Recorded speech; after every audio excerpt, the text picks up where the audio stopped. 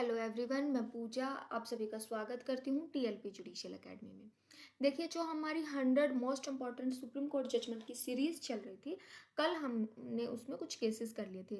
हम चलते हैं अब आगे के केसेस की तरफ, जो कि बहुत इम्पॉर्टेंट है। तो चलिए देखते हैं। सबसे पहला केस था government of NCT Delhi versus office of lieutenant governor Delhi. अब इस केस में हुआ क्या था, आपको पता है दिल्ली गवर्नमेंट एंड लेफ्टिनेंट का हमेशा से, मतलब अभी जब से ये आम आदमी पार्टी की सरकार आई है, झगड़ा चल रहा है, कंटिन्यू झगड़ा चल रहा है। तो इस केस में हुआ क्या था, ये अभी 2024 का है, इनके जो पहले डिसीजन आए हैं वो अलग हैं। देखिए, एमसीडी के इलेक्शन हुए थे, म्युनिसिपल कॉर्पोरेशन ऑफ दिल्ली के। ठीक है, उसमें क्या हुआ था, 250 मेंबर्स को इलेक्ट करना था, मतलब इलेक्ट होके आने थे, और 10 मेंबर नॉमिनेट होने थे। अब वो मेंबर नॉमिनेट होने थे power under the power of 3 clause 3 B Delhi municipal corporation act के अकॉर्डिंग। अभी लेफ्टिनेंट गवर्नर ने 10 मेंबर्स अपनी मर्जी के कोई भी उनको क्या कर दिया, यहाँ पर नॉमिनेट कर दिया। दिल्ली गवर्नमेंट कहाँ पहुंच गई, दिल्ली गवर्नमेंट पहुंच गई सुप्रीम कोर्ट के पास। क्या इशू रेज किया उन्होंने कि जो ये 10 मेंबर नॉमिनेट किए गए हैं, लेफ्टिनेंट को एटलीस्ट हमसे कंसर्न तो करना चाहिए था, without any consulting Delhi government. जो कि 250 हम इलेक्ट होके आए हैं, 10 मेंबर जो और होने चाहिए थे वो हमसे पूछ के होने चाहिए थे, हमसे कंसल्ट करके होने चाहिए थे, हम भी मेंबर्स की लिस्ट देते, उनमें से होने चाहिए थे। और ये जो कंसल्टिंग है ये बाइंडिंग होनी चाहिए थी। इन्होंने जो पावर यूज करी वो इंडिपेंडेंट पावर यूज करी, तो इस चीज को यहाँ पर सुप्रीम कोर्ट ने डील किया। सुप्रीम कोर्ट ने यहाँ पर क्या बोला कि लेफ्टिनेंट जो गवर्नर है वो बाउंड नहीं है दिल्ली गवर्नमेंट की एड और एडवाइस से, मतलब जो भी वो सलाह दे रही हैं उससे दे आर नॉट बाउंड, वो अपनी मर्जी से इंडिपेंडेंटली काम कर सकते हैं। और ये पावर उनको कहाँ मिलती है, 239 AA के क्लॉज 4 से, कॉन्स्टिट्यूशन ऑफ इंडिया से। आप सभी को पता है कि जो दिल्ली है, दिल्ली एक ऐसी यूटी है, यूनियन टेरिटरी है, जिसमें लेजिस्लेचर भी बैठता है और एडमिनिस्ट्रेटर भी होता है। अब जो एडमिनिस्ट्रेटर होता है, जो लेफ्टिनेंट गवर्नर होता है, इसको कौन अपॉइंट करता है, प्रेसिडेंट, है ना। ये दोनों मिलके काम करेंगे, यही इस चीज की खूबसूरती है। बट यहाँ पर सुप्रीम कोर्ट ने कहा कि जो गवर्नमेंट है वो इलेक्ट होकर आती है, no doubt, but lieutenant governor भी अपने आप में अपनी पावर को एक्सरसाइज कर सकते हैं। और जो 10 मेंबर नॉमिनेट करने की पावर है वो इनकी एब्सोल्यूट पावर है, वो इनकी डिस्क्रिशनरी पावर है, वो चाहे जैसे किसी को भी नॉमिनेट करें। तो इस केस में यही डील हुआ था। चलिए अगले केस की तरफ करते हैं। ये केस में ना, अगर इस केस में से क्या इंपॉर्टेंट है, इस केस में इंपॉर्टेंट है कि दिल्ली उस पे दिल्ली यूटी पे कौन सा केस लगता है, सबसे पहले तो। दूसरा क्या इंपॉर्टेंट है कि दूसरी चीज क्या इंपॉर्टेंट है यहाँ पर, दूसरी चीज यहाँ पर यह इंपॉर्टेंट है कि जो ये पावर लेफ्टिनेंट गवर्नर ने यूज की है, इंडिपेंडेंट पावर, क्या वो इस पावर को यूज करने के हकदार थे, तो कौन से आर्टिकल से डिराइव होती है, इस आर्टिकल से डिराइव होती है। ठीक है, चलिए अगले केस की तरफ चलते हैं। State of Punjab versus Devendra Singh का केस है। इस केस में हुआ क्या था, ये मैं आपको बोलूं मोस्ट इंपॉर्टेंट केस है। इसमें जो अभी तक आप रिजर्वेशन का कंसेप्ट समझते आ रहे थे, तो उसमें क्या था, जो ओबीसी होते हैं, अदर बैकवर्ड क्लास, उसको दो लेयर में बांटा जाता है, एक क्रीमी लेयर, एक नॉन क्रीमी लेयर, है ना। तो ये बात यहाँ पर क्या कही गई, जो एससी हैं, जो फुली डेवलप हो गए हैं, जिनको अभी रिजर्वेशन की जरूरत नहीं है, यार एससी क्या, एससी कास्ट में भी सब रिजर्वेशन हो सकता है। अब ओबीसी में तो आपको पता है, बीसी ए कैटेगरी भी होती है और बीसी बी भी होती है, कुछ को हम प्रिविलेज में डिक्लेयर कर देते हैं, कुछ को हम नहीं करते हैं। बट अभी तक ऐसी कैटेगरी में ऐसा कुछ नहीं होता था शेड्यूल कास्ट में। तो इस चीज को यहाँ पर सुप्रीम कोर्ट ने डील किया है। ये most most most important case है अभी के अपकमिंग एग्जाम्स के लिए। इसको आप ना 7 स्टार दीजिए, ये बहुत ज्यादा जरूरी है। State of Punjab versus Devendra Singh. इस केस में क्या कहा सुप्रीम कोर्ट ने कि देखिए, शेड्यूल कास्ट और शेड्यूल ट्राइब डिक्लेयर करने का अधिकार प्रेसिडेंट को होता है अंडर आर्टिकल 341। प्रेसिडेंट डिक्लेयर करते हैं कि किस कौन सी कास्ट को शेड्यूल कास्ट में रखना है। But due to election politics, vote politics, आपको पता है कि ज्यादा इन चीजों को छेड़ा नहीं जाता। तो पंजाब का जो 206 का एक्ट था, उसमें रिजर्वेशन दिया गया था 50% एससीज को। तो यहाँ पर सुप्रीम कोर्ट ने इसी चीज को चैलेंज किया था। और जो पहले केस था E V Chinnaiah versus state of Andhra Pradesh, इस केस में यहाँ पर सीधा सीधा सुप्रीम कोर्ट ने इस केस को नलिफाई किया, ओवर रूल किया, और बोला कि सब क्लासिफिकेशन ऑफ शेड्यूल कास्ट पहले नहीं हो सकता था, बट अब हो सकता है। यहाँ पे 6/1 की मेच्योरिटी से सब क्लासिफिकेशन को अलाउ कर दिया गया और इंश्योर कराया कि इक्विटेबल रिप्रेजेंटेशन सभी का आना चाहिए। मतलब कि हो क्या रहा था, एक कम्युनिटी, मान लीजिए एससी कम्युनिटी है, उसमें 2 तरीके के लोग रहते हैं। एक की पॉपुलेशन में रिप्रेजेंटेशन में कहीं कोई रोल नहीं है, वो आगे आ ही नहीं पा रहे हैं, प्रेज़ेंट ही नहीं हो पा रहे हैं। दूसरे प्रॉपर्ली वेल डेवलप हो गए हैं। तो सुप्रीम कोर्ट ने यहाँ पे बोला कि जो प्रॉपरली अपग्रेड हो गए हैं, उनको, उनके रिजर्वेशन को, कोटा को, रिप्रेजेंटेशन को कम करके ऐसी कैटेगरी में ही दूसरी कैटेगरी को भी तो चांस देना चाहिए। तो इसी बात को यहाँ पर सब क्लासिफिकेशन को अलाउ कर दिया। तो ये केस बहुत बहुत बहुत इंपॉर्टेंट हो जाता है। मैं दोबारा से बोल रही हूँ, state of Punjab versus Devendra Singh, Punjab government के कारण ये केस रोल में आया था और 6/1 की मेच्योरिटी इससे पास हुआ है। सब क्लासिफिकेशन ऑफ शेड्यूल कास्ट इसमें अलाउ हो गया है। बट आपको पता है लॉ मेकिंग का काम किसका होता है? लॉ मेकिंग का काम हमेशा पार्लियामेंट का होता है। अब इसमें इम्प्लीमेंट कैसे करेंगे ये पार्लियामेंट देखेगी, वो एक अलग इशू है। अब अगला केस, ये उतना इम्पोर्टेंट नहीं है, बट जहाँ भी अगर किसी के एनवायरमेंटल लॉ आते हैं, लाइफ विद डिग्निटी आता है, तो आप उसमें इस चीज़ को, केस को कंसिडर कर सकते हैं। मैं इसमें थोड़ा बहुत आपको बता देती हूँ। इस केस में हुआ क्या था, एक तरीके से सीड की बात की गई थी, मस्टर्ड सीड, हाइब्रिड सीड्स की। वो सीड्स क्या कर रहे थे, एनवायरमेंट को हार्म कर रहे थे। तो जो थोड़ा एनजीओ हैं जो कैंपेन कराते हैं, वो लोग पहुंचे किसके पास, गवर्नमेंट के पास। उन्होंने कहा कि सर देखिए, एक पॉल्यूशन फ्री एनवायरनमेंट में रहना भी तो हमारा फंडामेंटल राइट है ना? एनवायरनमेंट को प्रोटेक्ट करना भी हर आदमी का राइट है। तो जो ये सीड्स आई हैं, इससे एनवायरनमेंट पे बहुत गलत इम्पैक्ट पड़ेगा। तो क्या गवर्नमेंट जो ये कंडीशन अप्रूवल दे रही है, ये एग्जिस्टेंस में रह सकता है या नहीं रह सकता है? यहाँ पर स्प्लिट वर्डिक्ट आया था। जजेस का स्प्लिट वर्डिक्ट क्या होता है, आधे आधे बट गए थे, मतलब एक कंक्लूसिव जजमेंट अभी आ नहीं पाया। ठीक है, तो उसमें यहाँ पर यूनियन गवर्नमेंट को डायरेक्शन इशू कर दी गई थी कि आप नेशनल पॉलिसी लाइए जीएम क्रॉप्स के रिलेटेड, और स्टेक होल्डर जो हैं गवर्नमेंट के, उनके रिलेटेड लॉ फॉर्मुलेट कीजिए। एनवायरनमेंट को भी देखना जरूरी है। तो इसमें स्प्लिट वर्डिक्ट आया है, कंक्लूसिव जजमेंट आया नहीं है, एनवायरनमेंट का इशू है।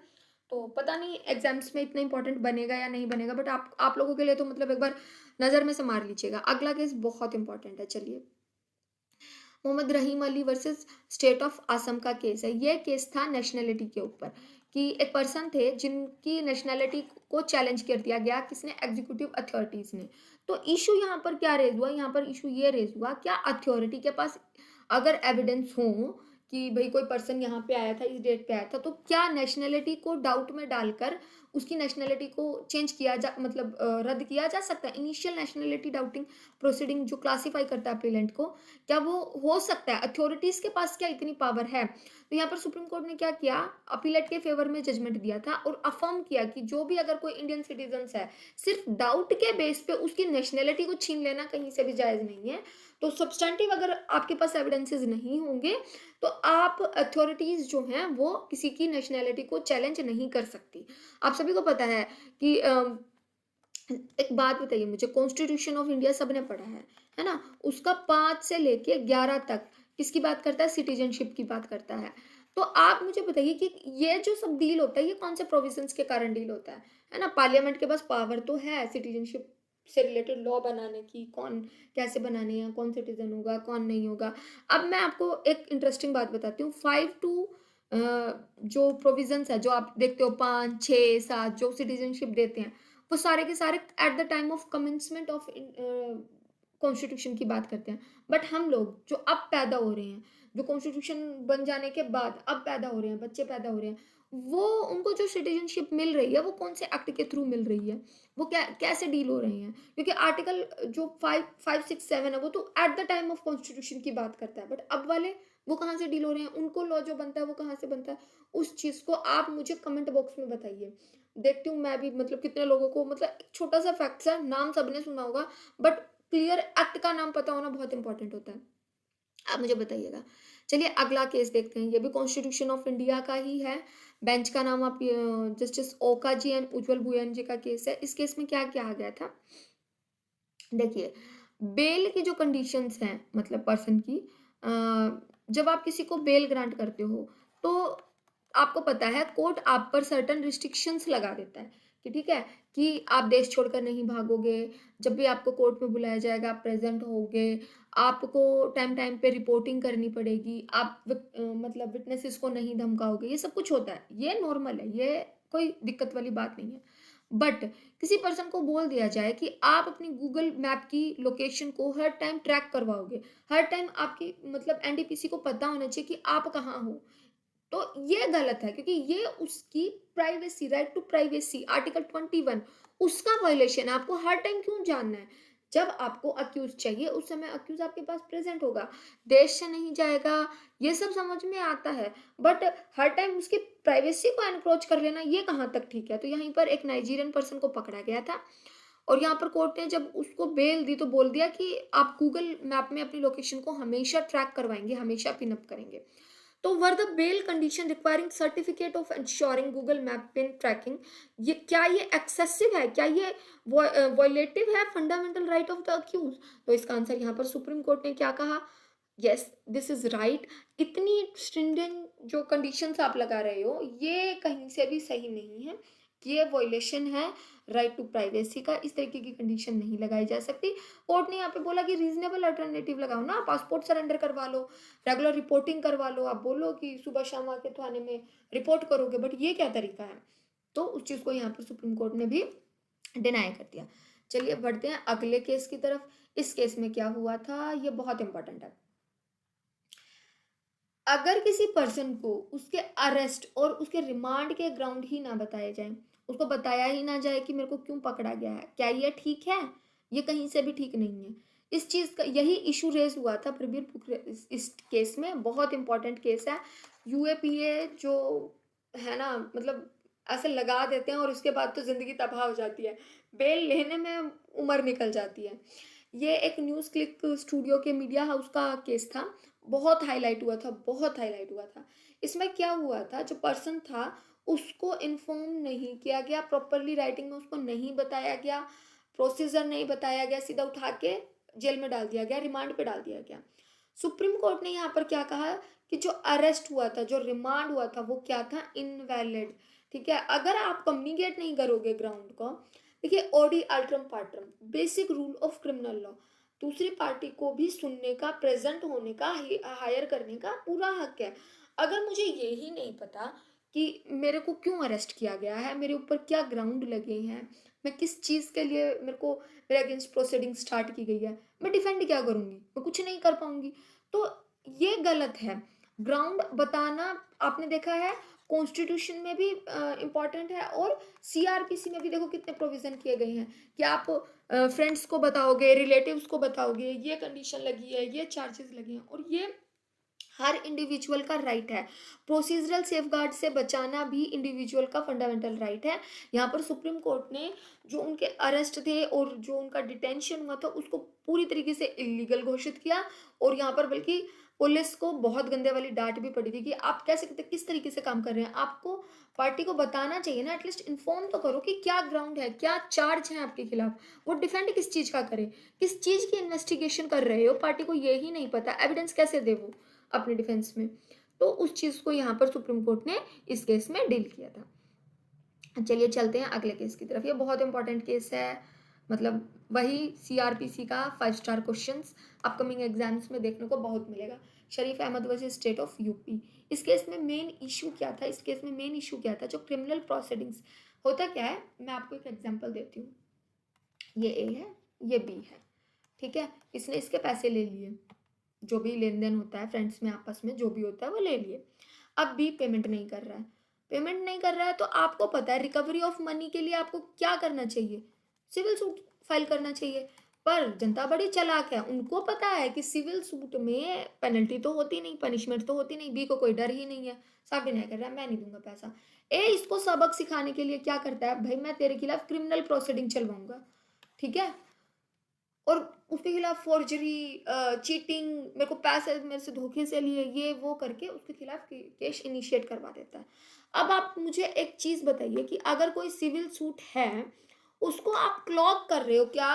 आप उसको क्लॉक कर रहे हो, क्रिमिनल केस बना रहे हो जानबूझ के, बस पार्टी को फंसाने के लिए, मतलब आपको पता है कि इस पार्टी के खिलाफ मैं एक क्रिमिनल एक्शन लेना है, क्योंकि सिविल केसेस में आप सबको पता है पनिशमेंट उतनी होती ही नहीं है। अरेस्ट किस किस केस में किया जाएगा, बहुत कम रूल है। तो अगर किसी क्रिमिनल केस को जस्ट बिकॉज कि उसको मतलब सिविल केस है, सिविल डिस्प्यूट है, कोई उसमें वो नहीं है, प्राइमा फेसिया ऑफेंस निकल के ही नहीं आ रहा है, क्या ऐसा किया जा सकता है? तो उस केस में यहाँ पर बोला प्राइमा फेसिया इसे खत्म करो भाई, क्वैश करो प्रोसीडिंग को। तो यही बात यहाँ पर कही गई थी। तो इस केस को यहाँ पर सुप्रीम कोर्ट ने उस प्रोसीडिंग को बोला कि आपको ये प्रोसीडिंग क्या करनी चाहिए, खत्म कर देनी चाहिए। अगर कोई क्रिमिनल प्रोसीडिंग है जो चार्जशीट फाइल कर रहे हो 406 506 कुछ भी बनाकर, in the absence of evidences, कुछ नहीं क्लियर कट निकल के आ रहा है, कोई ट्रस्ट नहीं, कोई इंटेंट नहीं, तो ये तो एक गलत तरीके से चीजें चल रही है ना, ये आप नहीं कर सकते।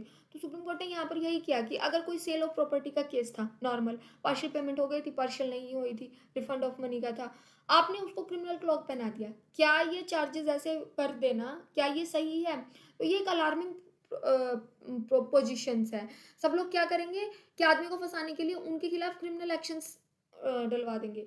तो यहाँ पे सुप्रीम कोर्ट ने यही बोला कि क्रिमिनल लॉ को आप यूज नहीं कर सकते सिविल डिस्प्यूट्स को या कॉन्ट्रेक्चुअल्स ओब्लिगेशंस को खत्म करने के लिए। यहाँ पर सुप्रीम कोर्ट ने क्लियर कट बोला इस चीज को, प्रोसीडिंग को एंड करो, यहीं पे खत्म करो, चार्ज को नलिफाई करो, चार्जशीट फाइल करो।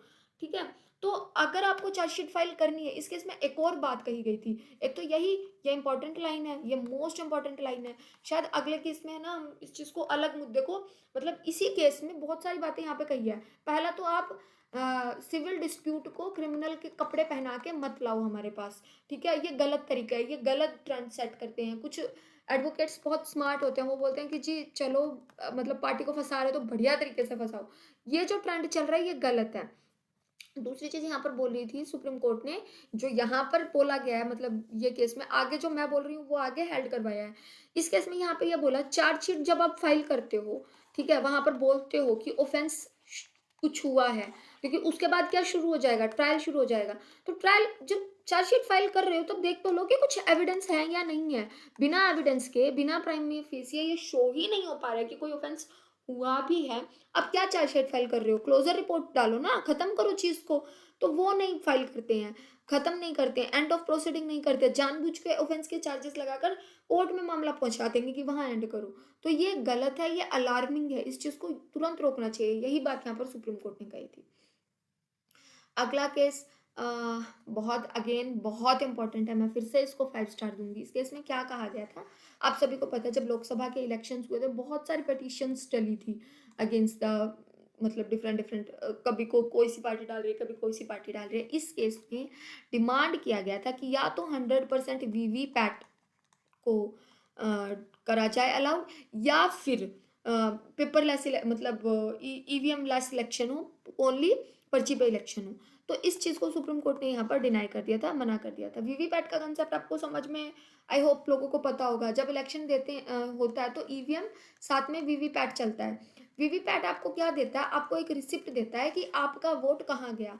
अभी प्रेजेंटली हमारे पास इतने वीवीपैट मशीन नहीं है, तो क्या होता है हर कॉन्स्टिट्यूंसी में 5% मशीन्स पर वीवीपैट को अलॉट कर दिया जाता है, वो 2 बूथ बना दिए जाते हैं कि वहीं पे वीवीपैट मिलेगी। तो वहां पर जो भी वोट डालेगा उनको पता होता है, उनको एक स्लिप निकल के आती है कि आपका वोट इस पार्टी की तरफ गया। तो ये एक तरीके से प्रूव होता है कि हाँ भाई मैंने जिसको डाला उसी को ही वोट गया है। अदरवाइज आपको पता था ना कितने ऑब्जेक्शन उठे हैं कि हमने बटन तो किसी पार्टी का दबाया लेकिन वोट दूसरी पार्टी को गया है। तो इस तरीके की ट्रांसपेरेंसी होनी चाहिए। तो यहाँ पे सुप्रीम कोर्ट ने बोला कि हाँ ट्रांसपेरेंसी और एक्यूरेसी तो होनी चाहिए, बट हम इस चीज़ को अभी मैंडेटरी नहीं कर सकते क्योंकि हमारे पास उतने रिसोर्सेज, उतने साधन ही नहीं है। उस चीज़ को यहाँ पर डील किया गया था सुप्रीम कोर्ट ने। तो 100% ऑफ वीवीपैट को यहाँ पर मना कर दिया गया, बोला कि हाँ एडिशनल डायरेक्शन इशू की थी कि ब्लस्टर वोटिंग और जो भी इलेक्ट्रॉन प्रोसेस होता है इसको क्लियर कट बनाओ, ट्रांसपेरेंसी बनाओ। इलेक्शन कमीशन का बेसिकली काम है इलेक्शन को प्रॉपर हेल्ड कराना, तो वो उस चीज़ को देखे, ये बात यहाँ पर कही गई थी। As of now thank you so much. आज हमने आगे की सीरीज में, आगे के केस हम आगे की सीरीज में चलेंगे, ये सीरीज हमारी चलती रहेगी। अपकमिंग एग्जाम्स के लिए बहुत इंपॉर्टेंट है, आप 2-3 बार केसेस को रिवाइज कर लीजिए, आपके सारे इंपॉर्टेंट हो जाएंगे। जैसे जैसे आप बढ़ेंगे ना आगे, आपको सीआरपीसी और सीपीसी के, सीआरपीसी एविडेंस क्रिमिनल लॉ के इतने सारे केसेस साल हेल्ड हुए हैं जो कि बहुत इंपॉर्टेंट टॉपिक्स पे हैं। तो बने रहिए चैनल के साथ, सब्सक्राइब कीजिए चैनल को और लिस्ट के लिए सर से कॉन्टैक्ट कीजिए। Thank you so much.